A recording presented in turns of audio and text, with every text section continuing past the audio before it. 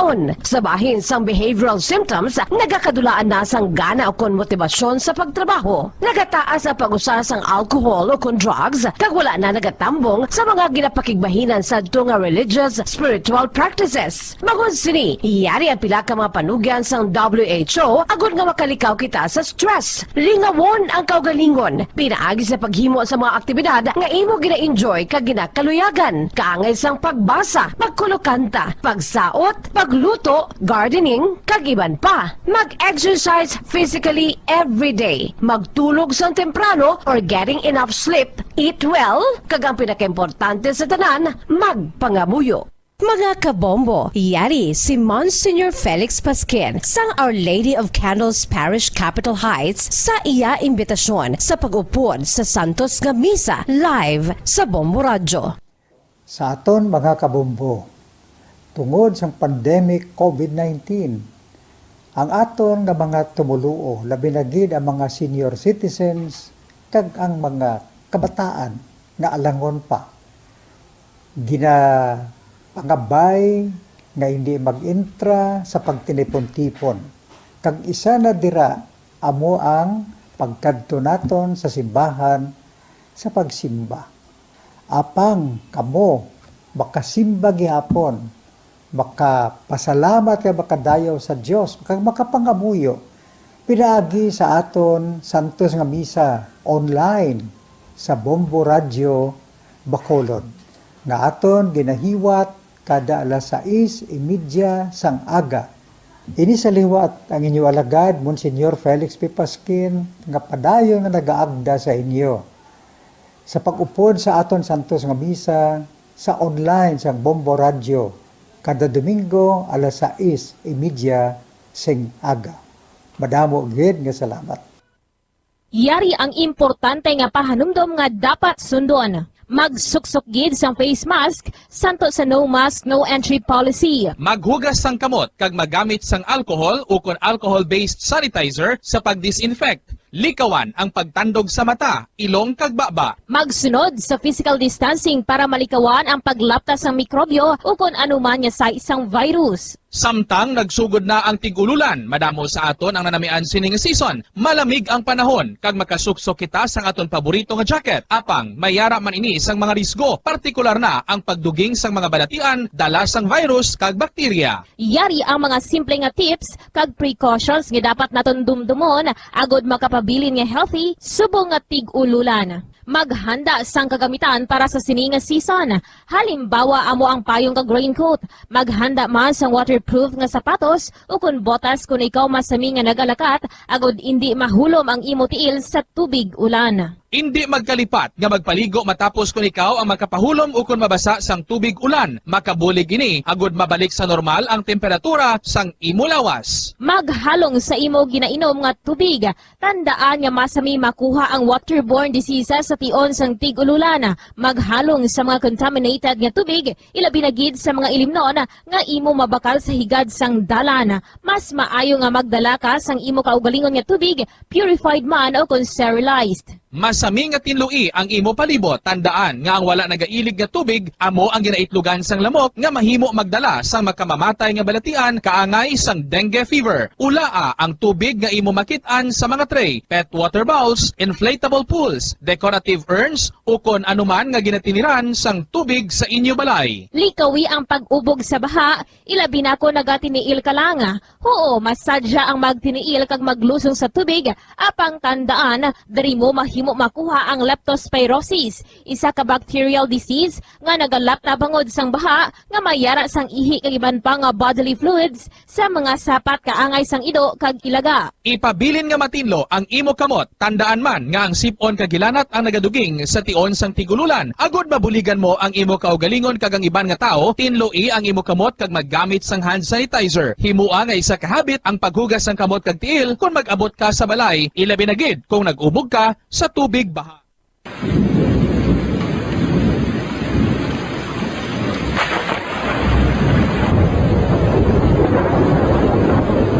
Tiempo tigululan na naman mga kabombo. Ang ikayong lawas ng tanan aton gid halungan. Gani likawan nga mabasa sa ulan agud makalikaw man sa balatian. Yari ang mga bombo tips sa tiyon sang tigululan.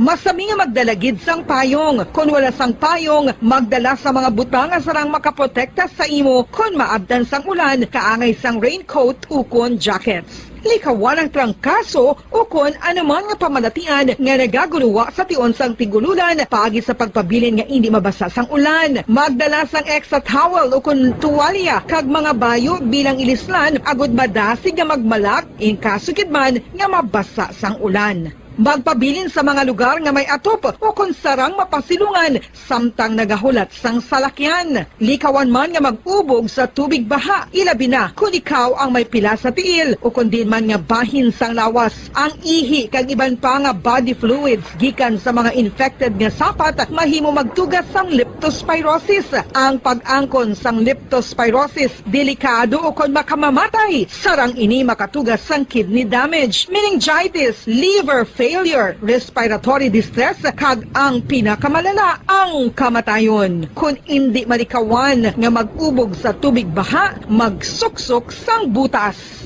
Mga kabombo, ini pila lamang sa mga panumdum gikan sa Bombo Radio Bacolod sa tion sang tig-ululan. Para sa pambansang radyo ng Pilipinas, consistent overall number 1 sa Bacolod, Basta Radio.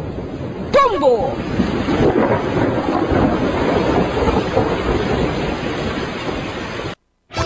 Star FM Sunday Program Review. Your perfect Sunday entertainment starts off with a countdown of the top 10 hits all over the country in the Perfect 10 Countdown at 6 p.m. At 7 p.m., more of today's hits are featured in Sunday Night Sweet. At 8 p.m. and a day with your mellow favorites, and it's all for you in the evening. And with the Holy Rosary as you look up to God in prayer. All these great music with the latest news and information in the top of the hour news and the Holy Mass this Sunday on Star FM. Sunday Program Review on Star FM. Nakahibalo-bala kamo nga sunod sa latest statistics ng World Health Organization o kung WHO nga kapinakaroon sa 800,000 ka mga tawang nagakapatay kada tuig bangod sang paghikog. Kag ang suicide among isa sa mga leading causes sang kamatayon sa mga pamatanon nga nagapangidaron sang 15 tubtub 19 anyos. Paano naton mabuligan ang aton mga teenagers in distress o kung mga pamatanon nga makabig suicidal? Yari ang pila ka mga tikang mangin sensitibo sa mga tawo nga gitaduha-duha. Paradio Bombo. Bilang ko sa dagat na ako'y di makahinga sa init na dumadaloy. Ialay mo ang bagong pag-asa sa tulad kong nasadlak sa pagkakasala. Provincial Jail, kasaysayan sa mga tinugang ang inakabuhi, naging bahin sang Provincial Jail. Sa diin ang apat kapamusod sang pader, naging lulubngan sang ilang mga handom kag mga kalipay, nga naging saksi man sang ilang mga pag-antos, kag kabudlay kag paghinulsol. Litong-lito sa nakakabinging ingay, di makatawid sa malawak na lakusan. Ialay mo ang bagong pag-asa sa tulad kong nasadlak sa pagkakasala. Provincial Jail, makigupod kita sa ila pagpanarambiton, kag makigbahin kita sa ila kalipay, kag pag-antos, nga ilaman na agong sa Provincial Jail.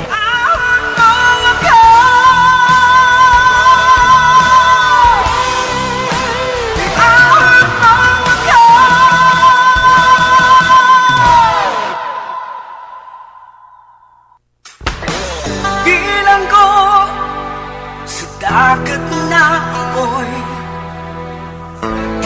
pahinga sa init na dumadaloy. Ialay mo ang bagong pag-asa sa tulad kong nasadlak sa pagkakasala. Sa liwat may adlaw sa inyong mga palangga namong nga tagparamati. Sa karon nga adlaw padayunon naton ang kasugpon sang sulat nga ginatagan naton sang kabuhi diri sa aton panatuntunan Provincial Jail. Ahon mo ako sa nagliliyang na apoy, na aking matikman ang tamis ng sandali. Bahin sang nagligad. Nakabugtaw na lang si Victor nga wala siya sang bayo kag ara sa tupad niya si Carmela. Nalipay gid si Omega sang ginsugiran siya ni Carmela nga may natabo sa ila nga duha ni Victor. Kag ginhambalan niya si Omega nga kinahanglan ipakasal siya ni Victor. Diri sini nga bahin mapadayon ang akon pagsaysay diri sa Provincial Jail.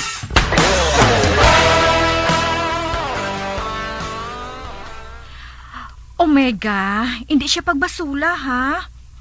Gusto namon ina nga duha eh.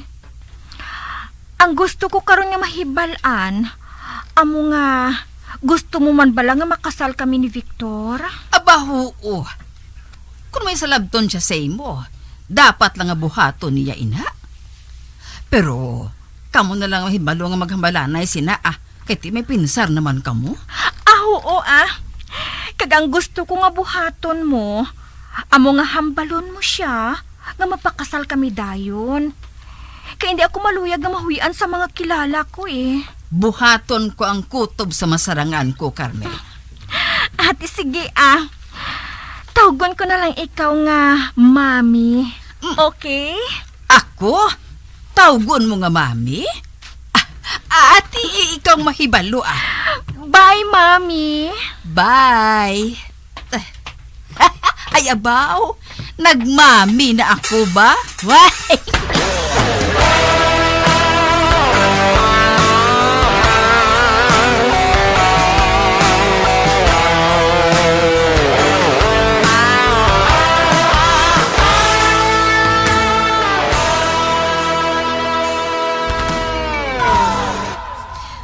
Victor, may hambalan kita. Nagpanawag sa akon si Carmela kaina. Nga nakabuhat ka sadto sa iyaman? Nga aging rape mo siya? O wala man gani ako maghibalo ko nga ang nahimo ko inanay. Kag nagapangayo gani ako sa suri sa iya eh.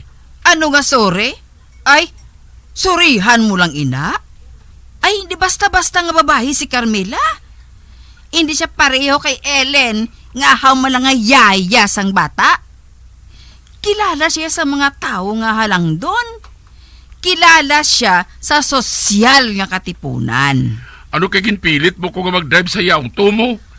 Auto yang ginpadriban sa imo, hindi kay si Carmela. Kag kinahanglan ipakasal mo si Carmela, Victor. Sa labing madali nga panahon. Uy! Hikuta na dayon, ha? Kaya akusar ka niya sang rape. Hindi na mahimo, nay. Kinahanglan ako ni Ellen, kaya kadalaman siya, nay. Ano? Oo, gani. Wala na ako sa mahimo, nay. Pero hindi ko magpakasal kay Carmela. Ay naano na sa man. Kung may natabugid man, kabigo na lang niya nga bungat yung sang kahurugbon ko. Uy, Victor, hindi gani ako pagsabtas ang amo sinang asari sang panabat, ha? Ginpa-eskwela ka namon sang amay mo, bisan pa nagapulaw bugtaw kami sang baligya sa merkado. Kaya nga amon handom, among mag-alam ka, kag makapangita sang babae nga hindi pigado pareho sa aton. Ang gusto namo ni tatay mo, makapangasawa ka sang babae nga ang estado sa kabuhi, labaw sang sa aton. Hindi kay manubo pa sang sa aton. Kag karon, may babae nga handa nga magpamana sa imo. Babae nga manggarano na, ara pa sa sosyudad. Kag ang babae nga ina, amo si Carmela. Ay, mangindi ka pa? Ano ka, gago? Ginampalapitan ka na sang swerte, nagapalagyo ka pa? Apang nagadala na gani si Elinay. Kag kinahanglan nga magpakasal na kami nga duwa. Kag paano si Carmela? Di mo damo man sa sang kwarta? Bahala sa kogulingon niya. Kag kung ano gid man, kabigo na lang niya nga aksidente na tabo sa amon nga duwa. Ay, hindi mo na mahimo nga rason, Victor. Agod makapadagyo ka kay Carmina. Bisan kaplog nga ma-rape mo, mapriso ka bala. Kinahanglan ipakasal mo si Carmela para wala sang gamo. Hindi gani mahimo, nay. Tugod na kompromiso na ako kay Ellen. Kag paano gani si Carmela? Ambot ah! Hindi na kayo magkibalo sa buhaton ko kung mag-amo ka sa naenay ah. Ate, sige ah. Buligan ko ikaw. Hambalon ko si Carmela nga may babae ka na nga ginpabusong kag kinahanglan nga ipakasal mo. Sige naman ay ho. Buligi man ko bi. Kinahanglan nga mapangop po si Carmela nga hindi ako pwede magpakasal sa iya. May buot naman na siya. Makahangop na sanay.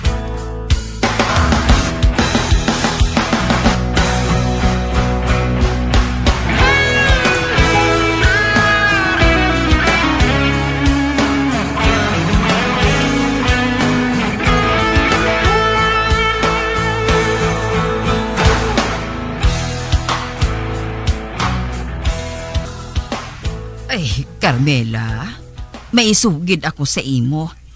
Kag hindi ka lang tani magpahinali, ha? Ano ina, ma'am? Kung tani, luyag man ni Victor nga magpakasal sa imo.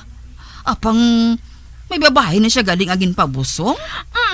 Ano? Hindi bala siling mo. Wala siya sang nobya? Ay, wala man gani ako mo kay balo, ah. Ay, hindi mahimo ina iya. May salabto na siya sa akon. Gani kinahanglan nga ipakasal niya ako. Amo man ina ang gusto ko. Pero ang babae, nagapamilit kaya nga ipakasal sa ni Victor mo. Ano ba lang babae nga ina? Pigado man lang siya. Pero ginpabusong siya ni Victor mo. Kon amo, baklo naton ang paghigugma niya kay Victor. Baklon? Oo. Hatagi abi siya sang 100,000 ka pisos. Agod nga palayuan niya si Victor. Ate, sige ah. Hambalon ko siya sina. Ihatag sa ako ng kwarta. Kaya makikita ako sa iya. Ate, sige ah. Maghulat ka lang sa makadali ha. Uy, 100,000 ka pisos ang ihatag niya sa akon. Kag ibakal sang paghigugma ni Ellen? Tunga lang yung ihatag ko sa babae nga to ah. Tunga kami ya eh. Why?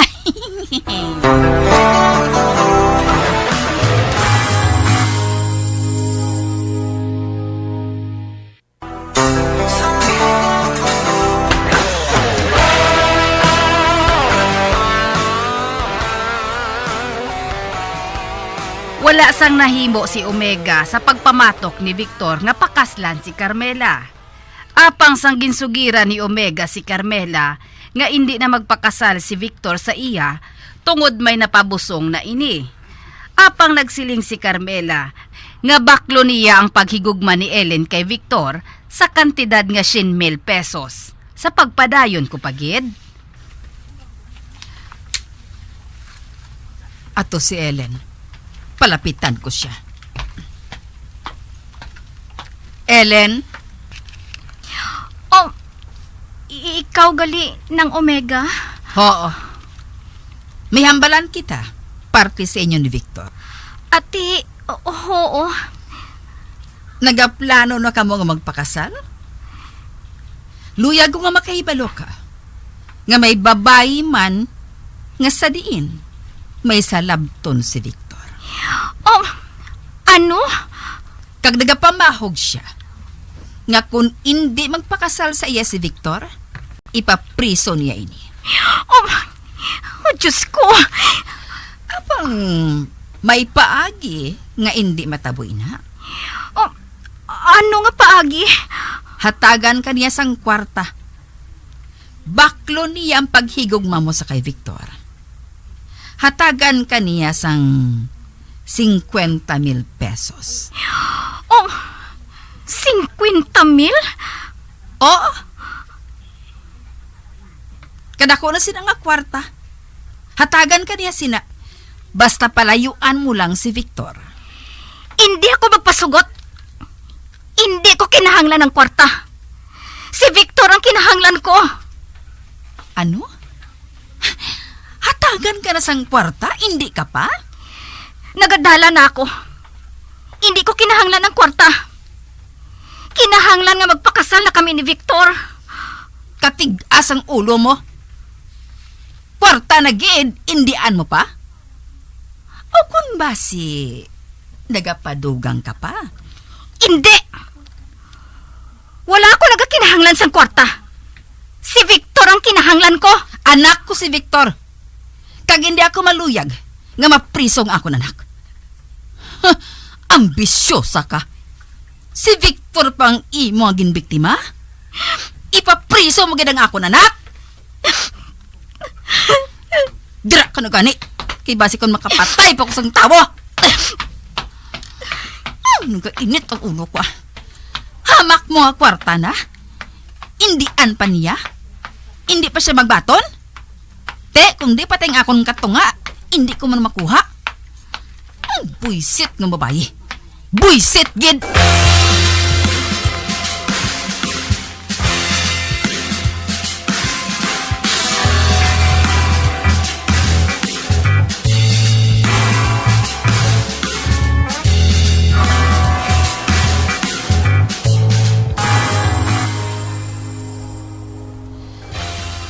Carmela, nagapangita man sa paagi si Victor kung saan niya palagyuhan si Ellen. Kani, hindi lang anay naton siya pagpursigihon. Nano na nga. Hindi pa siya nga kadakos ang kwartang nahatag naton sa iya? Gusto gid gani niya nga makasal sila yan ni Victor.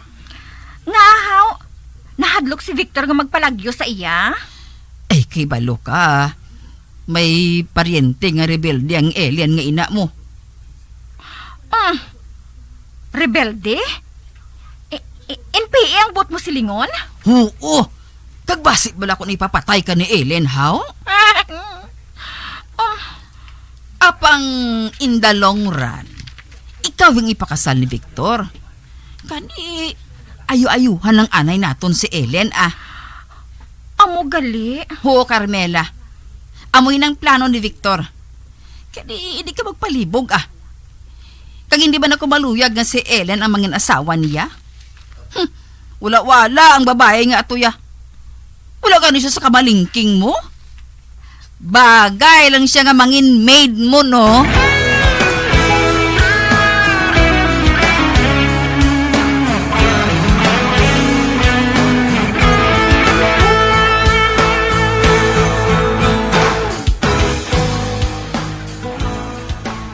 Maayo man kay nagpati si Carmela sang diskarte mo? Ati, oo Kibasi bala kung maghimo siya sang gamuhaw? Kag hindi na siya magsuki sa tindahan naton? Dako gid ang madula sa aton, Hugo. Kag labaw sa tanan, si Carmela. Siya lang ang makahatag sang katumanan sang aton mga handom. Kag kinahanglan, makapangasawa si Victor sang manggaranon. Agod nga magmanggaranon man kita sa pila ka adlaw. Pero, dumabulilyaso pa, bangod sa Ellen ngay na. Pero hindi buhaton ko gid ang tanan, nga si Carmela ang mapangasawa ni Victor. Nano na, kita nagpadako sa iya? Kita naghimo sa iya nga Victor? Dagon pa kita sang Ellen ngay na, nga ang kapital, ahaw lang isa kahakop nga karne? Sinuswerte siya Bumaldita. Mula sang huya, manuguba sang momentum.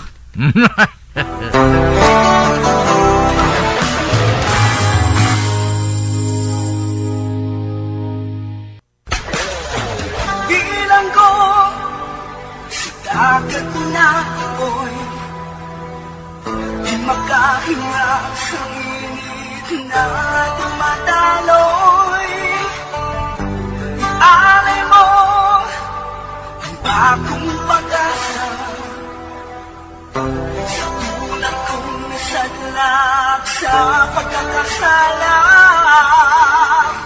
Magabiyan sundagin ninyo sa pagpamati Ang mga kasugpon sang sulat ni aton man ginatagan sang kabuhi diri sa atong katuntunan, Provincial Joy. Kag kami diri sa gihapon wala gid nakakalipat sa pagpangagda sa inyo. Yakun kabuman may kasaysayan, ipadala lang diri sa atong palatuntunan, Provincial J, DYWB, Bombo Radio, Bandalagan, Siyudad Sang Bacolod. Sa direksyon ni Melvin Gatuslao.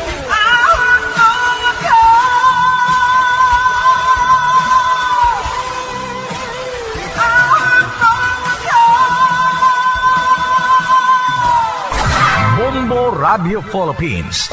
Patuloy na #1 sa drama. Basta Radio Bombo! Nakahibalo bala ka mo nga sunod sa latest statistics ng World Health Organization